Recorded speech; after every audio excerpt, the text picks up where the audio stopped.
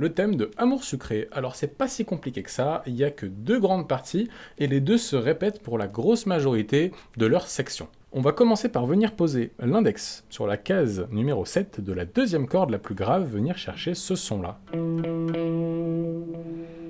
Ensuite, on a le petit doigt qui va venir en case 10, ça va tirer un tout petit peu, mais ça va aller, un coup en case 10.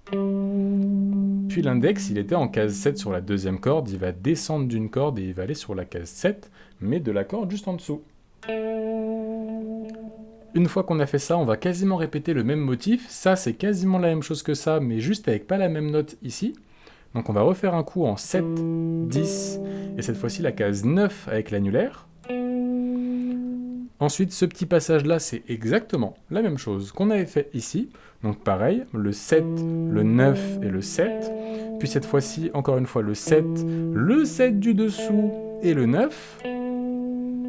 Encore et toujours ce petit motif en 7, 10, 7 qu'on avait là et là.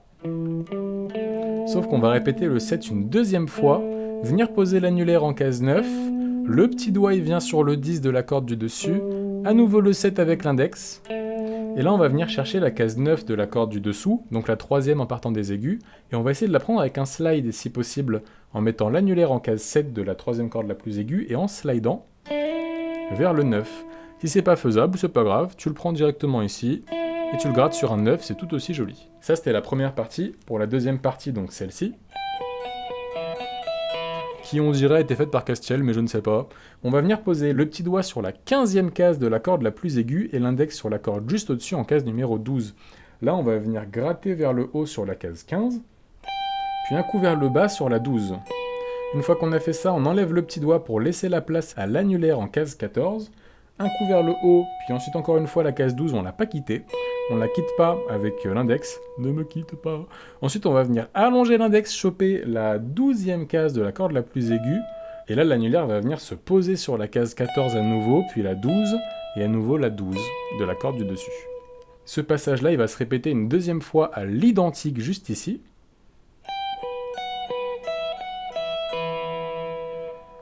Et une fois qu'on a fait ça, on va juste reprendre les trois premières notes de ce passage-là, c'est-à-dire le 15, 12, 14, et là l'index va venir en case 12 de la troisième corde la plus aiguë, monter sur le 10 qui est juste au-dessus avec l'index, à l'annulaire à nouveau en case 12, l'annulaire qui remonte d'une corde en case 12, puis pour terminer on a l'index en case 10, et la cerise sur le gâteau qui n'est pas obligatoire mais que j'aime bien rajouter, c'est la case 12 sur la corde la plus aiguë. Comme d'hab, un doigt par case, pour toute la première partie de la musique, les 4 premières mesures, c'est index en case 7, annulaire en case 9 et petit doigt en case 10. Et pour la deuxième partie, c'est index en case 12, annulaire en case 14 et petit doigt en case 15, sauf pour la petite variation qui va être juste ici, où on va tout décaler de 2 cases en avant.